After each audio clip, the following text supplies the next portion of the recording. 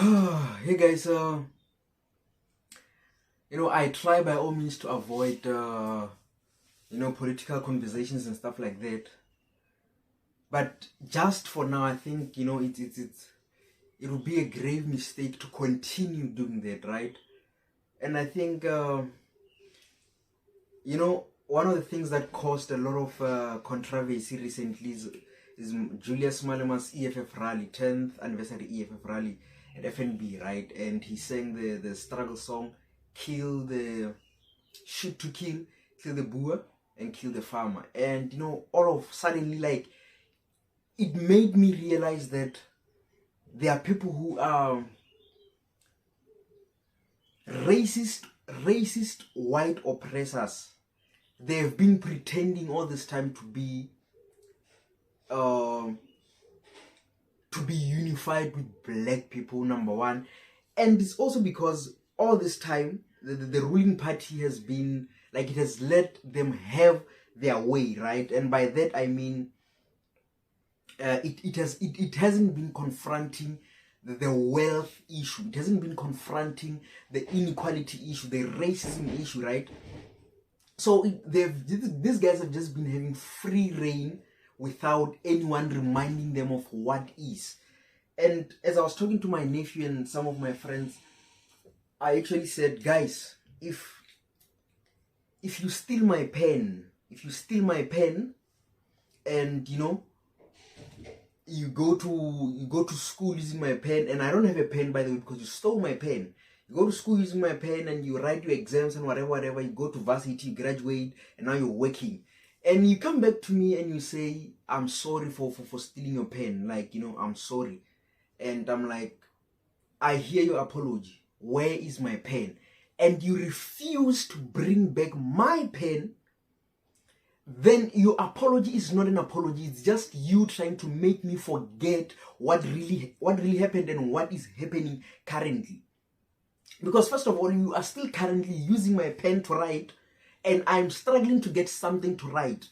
I don't even know how to write because I never had enough time to really, get to understand what this pen was used for and whatever. And you now suddenly want to make me feel like if you give me back my pen, I will mess it up and whatnot. How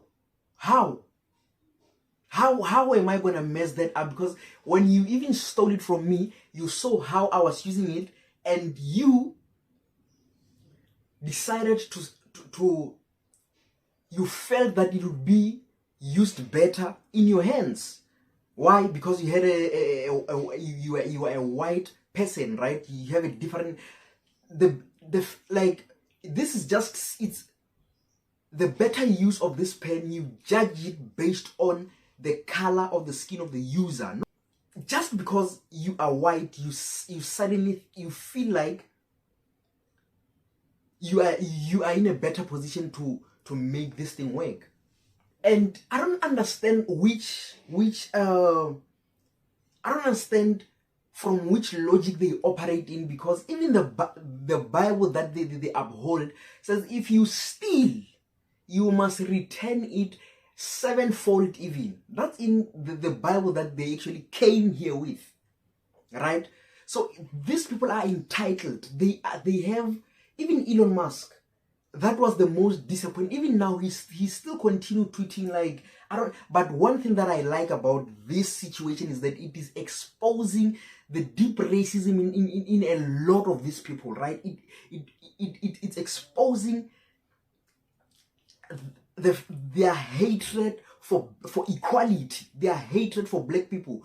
How can you just be angry at the fact that a struggle song is being sang by the oppressed people that you have oppressed?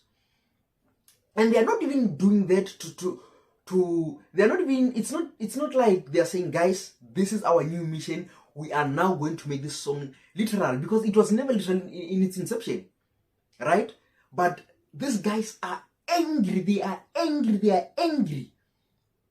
And now it's exposing their hatred for black people. It is exposing their love for systematic racism. I was born in 1994, right? And when I was, my neighbor, I think where my mom bought a house, I think in Denver, maybe in the 90s, 92, somewhere there, maybe 90, I don't know, but somewhere in the 90s, right? So around 2001, 2001, my neighbor was this guy called Tiens van der Merwe. He had farms and he still has those farms, right? And he had two houses. His house, direct neighbor, he stayed with his wife. Front opposite, a big house. His kids, maybe my age, stayed in that house. Two of them, right? With obviously black maids. There are people who were there, like the friends that I used to play with then. They know that we used to, every day we would be on the run, because every time we passed the street, the guy would set his dangerous dogs on us. He had this big bulldog and a bull terrier, right? And like in both houses, his house and his house and his kid's house. That guy would open the gate, set his dogs on us. That is direct racism, right? Like, that is completely direct racism. Why would you do that to kids, right? Why would you do that to kids? And these guys, when black people started moving into the area, the white guys just moved away. They moved away simply because they just couldn't tolerate sharing space with black people. And now racism today is still very much intact. It is still very much intact. It's not.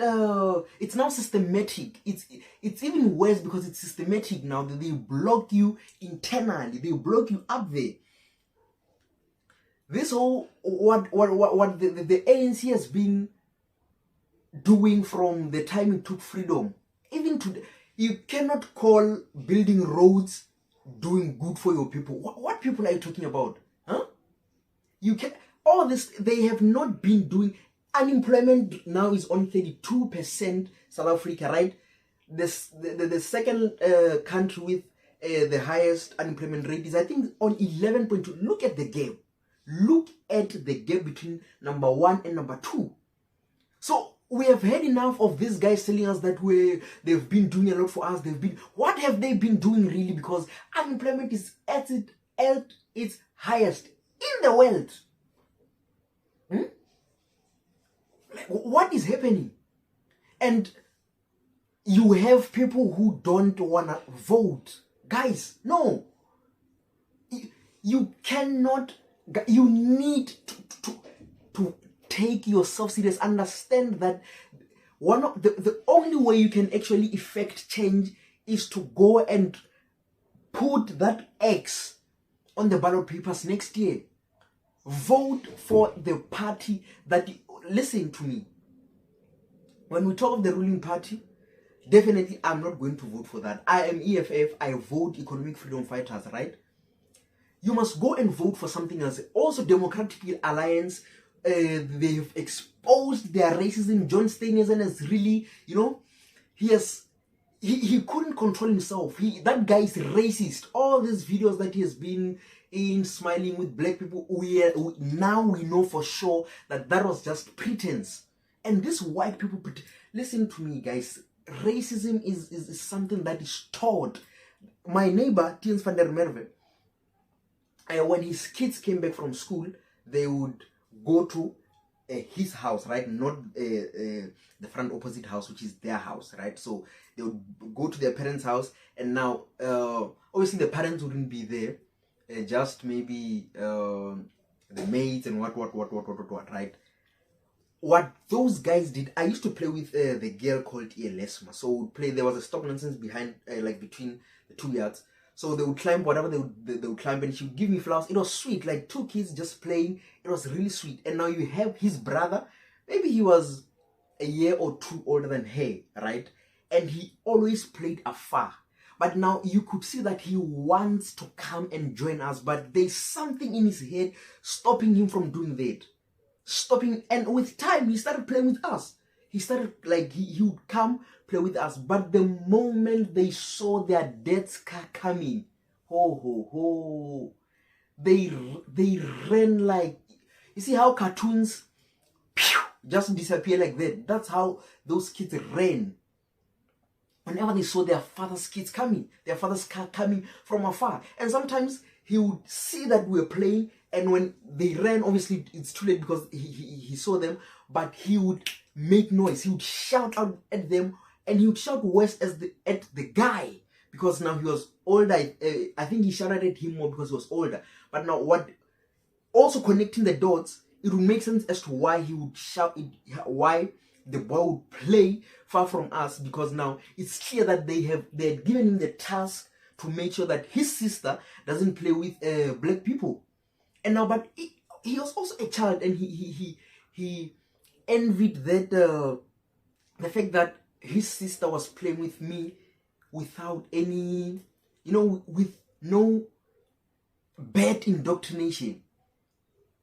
So that is how that's how systematic racism is. Now you have those people who are taught, whose racism has been drilled in their heads, right? And now they hold prominent position of power, and they will oppress, they will throw away your CV, they will hire, 3 days ago I was working at I applied for a mini job at Spa because I wanted to raise funds for something, right? And I stopped working there simply because of how we were treated and how those people were treated. I just couldn't continue. It's 3 days probation, and then on I finished the 3 days, and then I just couldn't continue anymore. Because the Spa here in Belleville, opposite Sanlam, it's Spa Liquor and Spa, right? Number one, there's 8 hour, you work an 8-hour shift, right? And in this 8 hours, they give you 30 minutes lunch break. 30 minutes lunch break. And in this 30 minutes, you're going to go in an enclosed, windowless room where you guys can sit down and eat. You are not allowed to go chill outside in that 30 minutes lunch break. You are not allowed to go chill outside. You are not allowed to do that. Right? Everything that pertains the staff members is for sale. I'm talking about uniform is for sale. And name tag is for sale. The uniform serves them, so it shouldn't be for sale, because they are trying to present a certain look for their store. So now, because they hire black and colored people, they are taking advantage of. Oh God, I honestly didn't want to talk about this, but this is bullshit. This is just nonsense, man. This is nonsense. This is just. People are oppressed, and now they cannot speak because they realize that now you speak, obviously you lose your job. And now what these people know, this white systematic racist guys, they know that unemployment rate is at its peak in South Africa. So a lot of people need jobs. So if you're gonna complain, they're just gonna push you aside, get someone else to exploit. There's only one toilet there. For both Spa Tops employees and Spa employees. One toilet. They don't give you toilet paper. You have to come with your own toilet paper. They provide you nothing. You're not even... okay, in the store, it's understandable why maybe they wouldn't want their staff members to be busy on their phones, because it's not gonna look good. You can't be working and you're busy on your phone at the same time, right? So it's understandable as to why during office hours, do not be on your phone. Also, when you want to go to the toilet, you have to ask. I'm talking about, listen, and now the thing is, they put a black manager or a colored manager in charge, right? And now they use them as tools against their very own people. So now you have to ask the manager to say, can I go to the toilet? And now what that does, it builds resentment. Now, if you're not careful, you're going to hate this manager, but you shouldn't hate this manager because she has been placed there. She also needs a job. So she's a tool, but it's as if she doesn't have a choice. Right? The real enemy is not this manager. The real enemy is not this manager, is the owners of this retail stores or whatever, especially in this, they take advantage of people. I was there. This is not hearsay. This is something that I've experienced, and for me, it's because of what I've experienced in my childhood and how I've built myself to reject toxicity and how I've built myself to reject oppression. I just couldn't continue. I tried thinking about the money. You came here with a goal. You wanted to do this, but just work for that 3 months, get that money so that you can do this. But I just couldn't. I cannot be oppressed anymore, right? And this is why and it's not just that spa. It's a lot of other workplaces that take advantage of colored people and black people. It's bad. It's bad. It's bad. So that is systematic racism. They oppress you from within, from the top.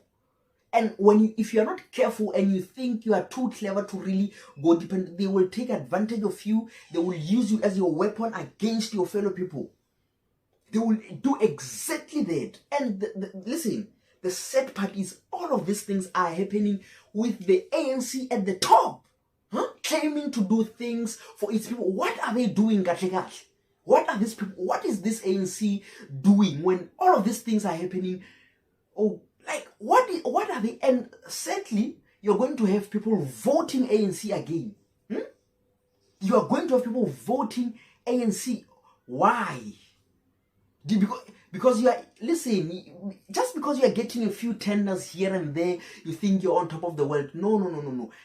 It is guys, you need to register to vote and make your voice heard when you vote. ANC must be removed. DA must, if it were according to me, DA must just have votes from their racist people. That's it. Because don't get it twisted, there are white people who genuinely do not want racism. They do not want inequality. They are tired of it. There are those who are like that. There are those who speak against the system. There are those who, when you talk to them, they understand their point of privilege. Like this Elon Musk guy who suddenly, that guy is, he's just science smart, but all other things are he is completely irrelevant. I saw a picture of him actually with his mom when he was a child. His mom was carrying him on her lap, and a black old maid was sitting down on the floor.